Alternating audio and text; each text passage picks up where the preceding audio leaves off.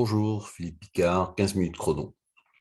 Alors, on va commencer avec 80-20 style, hein. C'est un mode de vie basé sur le Pareto. Le Pareto, c'était qui? Ben, si on faut remonter loin dans le temps, 1897 pour être précis, c'était un économiste italien qui étudiait la répartition des richesses et des revenus en Angleterre. Et il a découvert qu'un petit pourcentage d'individus possédaient la majorité des terres et des richesses, et puis que finalement, même constat dans son jardin, dont en gros, il y avait toujours une répartition à peu près 20%, 80%. Et depuis que il a identifié cette tendance, de nombreux chercheurs se sont employés à mettre à l'évidence d'autres applications modernes.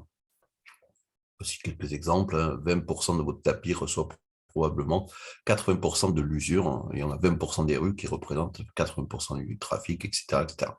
Donc tout ça, c'est bien beau, mais en quoi ça pourrait concerner l'optimisation?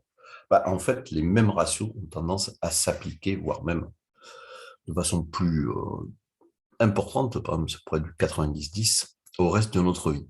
Donc, pour nos besoins, ça pourrait se dire que voilà, 20% de nos comportements sont probablement à l'origine de 80% de ce qui est bon dans notre vie. Et ça, c'est super cool. Mais il faut identifier ces 20%. Alors, comme le dit Richard Corr dans son bouquin, voilà, on a donc 20% de ce que nous faisons qui conduit à 80% des résultats. On peut aussi regarder l'autre côté, c'est-à-dire que 80% de ce qu'on fait ne conduit qu'à 20%. Donc, en gros, on perd 80% de notre temps sur des résultats à faible valeur ajoutée. Donc, on peut avoir comme recommandation très pragmatique: keep cool, voilà, on reste calme, on travaille moins et on cible un nombre limité d'objectifs très précieux où le principe 80-20 fonctionnera pour nous. Donc, finalement, quels sont c'est quelque chose là, pas forcément très gros, mais vital, que vous faites aujourd'hui et qui vous apporte le plus de bénéfices. Et par bénéfice, c'est pas forcément bénéfice financier.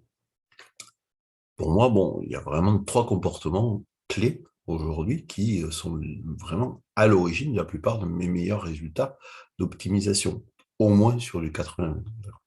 Alors, notre 1 plus 1 aujourd'hui, et vous, quels sont vos trois comportements clés qui vous aident le plus à optimiser? Alors, écrivez-les, et puis c'est fantastique. Avec ça, vous avez un effet de levier qui c'est vraiment énorme. Et ensuite, quelles limitations vous pouvez vous imposer? On a souvent parlé, hein, de la contrainte, c'est un atout. Donc, comment vous pouvez contraindre davantage vos options afin de mieux profiter de votre vie? Et souvenez-vous du paradoxe du choix, l'illusion du choix. Donc, simplifiez, allez-y à fond pour être au mieux de votre forme, dans tous les sens du terme. Aujourd'hui, à bientôt.